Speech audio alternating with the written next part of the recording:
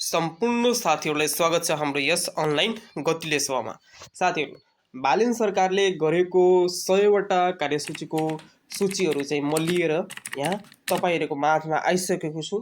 So तपाईँहरूले चाहिँ आफ्नो साथीभाइहरूलाई वा आम जनताहरूले चाहिँ यो भिडियोलाई सबभन्दा बढी सेयर गरेर चाहिँ सम्पूर्ण जनताहरूलाई चाहिँ जानकारी गराउन चाहिँ साथ दिनु होला साथीहरू। सो ढिला नगरिकन म त्यो 100वटा कार्यसूचीहरू चाहिँ सर्टकटमा पढेर तपाईँहरूलाई मेन बुदाहरू पढेर तपाईँहरूलाई सुनाउन गएको छु। अन्तिमसम्म चाहिँ भिडियो हेरेर साथ दिनु होला है साथीहरू, किनकि तपाईँहरूको एउटा लाइक अन्तिमसम्मको हेराइले गर्दा चाहिँ हामीलाई अर्को भिडियो बनाउन धेरै नै मोटिभेसन मिल्नेछ। ल सो यहाँबाट चाहिँ 1 नम्बरमा रहेको छ कक्षा 5सम्म परीक्षा हटाइने, यानि कि कक्षा 5सम्म जुन पढाइ भइरहेको छ त्यो चाहिँ के हुन्छ, अब हुँदैन। यहाँबाट चाहिँ तपाईँहरू हेर्न सक्नुहुन्छ। 2 नम्बरमा रहेको छ बेटिङ एप बन्द गरिने, जुन कि 24 घन्टाभित्रै चाहिँ बेटिङ एप बन्द भइसकेको साथीहरू। यो बेटिङ एप चाहिँ 24 घन्टाभित्रै नेपाल सरकारले चाहिँ बन्द गरिसकेको छ साथीहरू, यहाँबाट चाहिँ हेर्न सक्नुहुन्छ। अर्को रहेको छ 3 नम्बरमा सबै दलका प्रतिबद्धता मिलाएर राष्ट्रिय प्रतिबद्धता बनाइने। 4 मा रहेको छ संविधान संशोधनको लागि राष्ट्रिय सहमति खोजिने। साथीहरू, म ढिला नगरिकन पढ्दैछु, सो प्लिज भिडियो चाहिँ अन्तिमसम्म हेरेर साथ दिनु होला। भिडियोलाई लाइक गरेर धेरै साथीहरूमा आजहरू चाहिँ सेयर गरिदिनु होला र च्यानललाई सब्सक्राइब गरिदिनु होला। 5 नम्बरमा रहेको छ दलित तथा सीमान्तकृत वा समुदायप्रति औपचारिक माफी मागिने। जेनजी आन्दोलन पीडितलाई राहत र पुनः स्थापना गरिने। 7 मा रहेको छ घटनाको छानबिन गर्न उच्च स्तरीय समिति गठन गरिने, जुन कि जेनजीको घटना रहेको छ। त्यस्तै 8 मा रहेको छ आयोगका प्रतिवेदन कार्यान्वयन गरिने। 9 मा रहेको छ मन्त्रालय सङ्ख्या घटाएर चाहिँ 17 बनाइने, मन्त्रालयको सङ्ख्या घटाएर चाहिँ 17 बनाइने, यो पनि कार्यान्वयनमा रहेको छ। त्यस्तै 10 मा रहेको छ सेवा प्रवाह सरल र छिटो बनाइने। 11 मा रहेको छ अनावश्यक संस्था हटाइने र पुनः संरचना गरिने। 12 मा रहेको छ प्रशासनलाई राजनीतिक प्रभावबाट मुक्त बनाइने। 13 मा रहेको छ कर्मचारीलाई अनुशासित र उत्तरदायी बनाइने। त्यस्तै 14 मा रहेको छ सङ्घ प्रदेश र स्थानीय तहको संरचना मापदण्ड बनाइने। 15 मा रहेको छ शिक्षक सेवा व्यवस्थापन प्रदेशबाट गरिने। 16 मा रहेको छ कर्मचारी मूल्याङ्कनलाई परिमाणसँग जोडिने। 17 मा रहेको छ सेवा गुणस्तर प्रमाणीकरण प्रणाली लागू गरिने। 18 मा रहेको छ सरकारी कार्यालयको मापदण्ड सुधार गरिने। 19 मा कर्मचारी डिजिटल प्रोफाइल बनाइने। 20 मा रहेको छ नागरिक सेवा केन्द्र स्थापना गरिने। 21 मा रहेको छ नागरिक सेवा पूर्ण डिजिटल बनाइने। 22 मा फ्रन्ट डेस्क कर्मचारीलाई तालिम दिने, सेवा प्रक्रियाको पुनः संरचना गर्ने। 24 मा रहेको छ 24 घन्टे गुनासो प्रणाली लागू गर्ने। त्यस्तै रहेको छ 25 मा हेलो सरकार प्रणाली सुधार गरिने। 26 मा सेवा सुविधाहरू सेवा समयहरू चाहिँ के गर्ने, डिजिटल बनाइने। 27 मा रहेको छ सरकारी कागजात घरमै पुगेर वा पुर्याइने। 28 मा डिजिटल प्रणाली सुदृढीकृत गर्ने। 29 मा डेटा एकपटक मात्र सङ्कलन गरिने। 30 मा रहेको छ एप र पोर्टल सरल बनाइने। 31 मा रहेको छ नागरिक एपबाट सेवा आवेदन सहज बनाइने। 32 मा सेवा लिन समय तय गरिने सुविधा दिने। 33 मा रहेको छ डिजिटल हस्ताक्षर प्रणाली लागू गर्ने। 34 फाइल ट्र्याकिङ प्रणाली लागू। 35 मा रहेको छ प्रमाणपत्र अनलाइन डाउनलोड गर्न मिल्ने बनाइने। 36 मा रहेको छ डिजिटल शासन प्लेटफर्म बनाइने, एकीकृत डिजिटल शासन प्लेटफर्म। 37 मा रहेको छ सबै सेवा एउटै प्लेटफर्म मार्फत उपलब्ध गराइने। 38 मा रहेको छ डिजिटल नियामक निकाय स्थापना गरिने।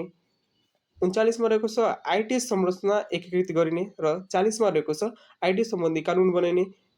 त्यस्तै 41 मा रहेको छ डिजिटल आर्किटेक्चर तयार गरिने।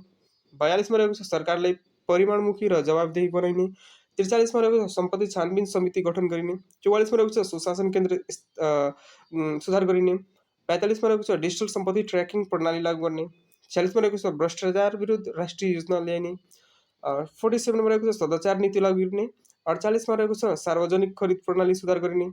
49 मा रहेको छ आयोजना व्यवस्थापन सुधार गरिने। यी सम्पूर्ण चाहिँ सूचीहरू चाहिँ बालेन सरकारले गर्नेछ।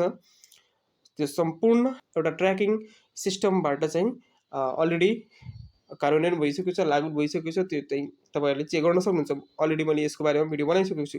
त्यस्तै 50 नम्बरमा रहेको छ ई प्रोक्युरमेन्ट प्रणाली लागू गर्ने। 51 मा रहेको छ परियोजना सहजीकरण कानुन ल्याइने। 52 मा रहेको छ सडक आयोजना समयमा पुरै गरिने। 53 मा रहेको छ लगानी प्रक्रिया सरल बनाइने। 54 मा रहेको छ परियोजनाको लगानी मोडल तय गरिने। 55 मा रहेको छ एक द्वार लगानी प्रणाली सुरु गर्ने।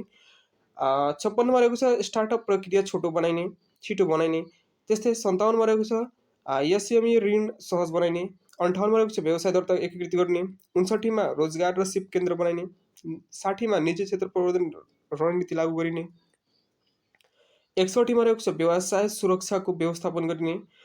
62 मा रहेको छ अपराधीमाथि कडा कारवाही गरिने। 63 मा रहेको छ प्रभावित व्यवसायले चाहिँ राहत दिने। 64 मा रहेको छ पीएम डेलिभरी युनिट स्थापना गर्ने। 65 मा लगानी संस्थाहरू चाहिँ एकीकृत गर्ने। 66 मा साना उद्योग दर्ता सरल बनाइने। 67 मा डेटा अनुदान प्रदान प्रणाली बनाइने। 68 मा रहेको छ सीएसआर रकम केन्द्रित गर्ने। 69 मा रहेको छ निजी क्षेत्र सुधारको रणनीति लागू गर्ने। 70 मा रहेको छ ढुवानी अवरोध हटाइने। 71 मा रहेको छ पारदर्शी लगानी वातावरण बनाइने। 72 मा चाहिँ नयाँ पोर्टल क्षेत्र विकास गर्ने। 73 मा चाहिँ आरोग्य पर्यटन प्रवर्धन केन्द्र स्थापना गर्ने।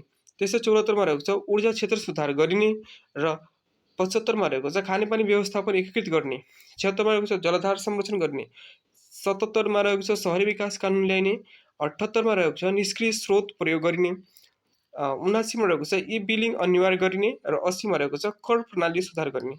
त्यस्तै 81 मा रहेको छ कोषहरू एकीकृत गर्ने। 82 मा रहेको छ खानी क्षेत्र सुधार गरिने र 83 मा रहेको छ भन्सार प्रणाली सुधार गरिने। 84 मा रहेको छ धरोटी रकम उपयोग गरिने। 85 मा रहेको छ स्वास्थ्य सेवा सुधार गरिने। 86 मा रहेको छ शिक्षा क्षेत्रमा राजनीति हटाउने जुन कि अलरेडी कार्यान्वयनमा आइसकेको छ साथीहरू।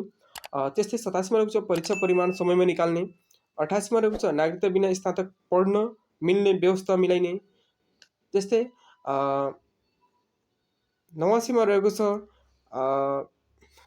कृषि क्षेत्र सुधार गर्ने। 91 मा रहेको सुकुम्बासी समस्या समाधान गर्ने। 92 मा रहेको छ सार्वजनिक जग्गा संरक्षण गरिने। 93 मा रहेको छ अपराध सम्बन्धी सम्पत्ति कानुन सुधार गर्ने। 94 मा रहेको छ सिआइबीलाई प्रविधियुक्त बनाइने। यो पनि कार्यान्वयनमा आइसकेको छ। 1 करोड अलरेडी बजेट छुट्याइसकेको छ यसको बारेमा। त्यस्तै 95 मा रहेको छ अन्तर्राष्ट्रिय सङ्कट अध्ययन गरिने र 96 मा रहेको छ भन्सार सम्बन्धी थन्किएका सवारी साधन व्यवस्थापन गरिने। 97 मा रहेको छ महिलाका लागि निःशुल्क बस सेवा सञ्चालन गर्ने। यो पनि कार्यान्वयनमा आइसकेको छ। 98 मा रहेको छ सार्वजनिक यातायातमा सुरक्षा बढाइने। 99 मा रहेको छ सहकारी बचत फिर्ता प्रक्रिया सुरु। यो पनि भइसकेको साथीहरू। 100 दिनभित्रमा चाहिँ यो 1 लाखसम्म चाहिँ सहकारी फिर्ता बचत चाहिँ के हुन्छ सरकारले फिर्ता गर्नमा सहजीकरण गर्नेछ भन्ने बालेन सरकारले चाहिँ भनिसकेका छन्। 100 मा रहेको छ सहयोग पक्ष मिलेर सुधार कार्यान्वयन गरिने। सो साथीहरू यिनी भइगयो 100 वटा कार्यसूची बालेन सरकारले गर्ने चाहिँ 100 वटा कामहरू चाहिँ। सो भिडियो कस्तो लाग्यो कमेन्ट गरेर चाहिँ भन्नुहोला र भिडियोलाई लाइक गरेर सेयर पनि गरिदिनु होला। च्यानलमा नयाँ हुनुहुन्छ भने प्लिज सब्सक्राइब गरेर साथ दिनु होला र यो भिडियोले सबभन्दा बढीमा बन्दी आफ्नो साथीभाइहरूमा चाहिँ के गर्नु भिडियोले सेयर गर्न चाहिँ नबिर्सनु होला। अनि बालेन सरकारको काम चाहिँ कस्तो लाग्दैछ त्यो कमेन्ट गरेर चाहिँ भन्नुहोला। हस्त धन्यवाद।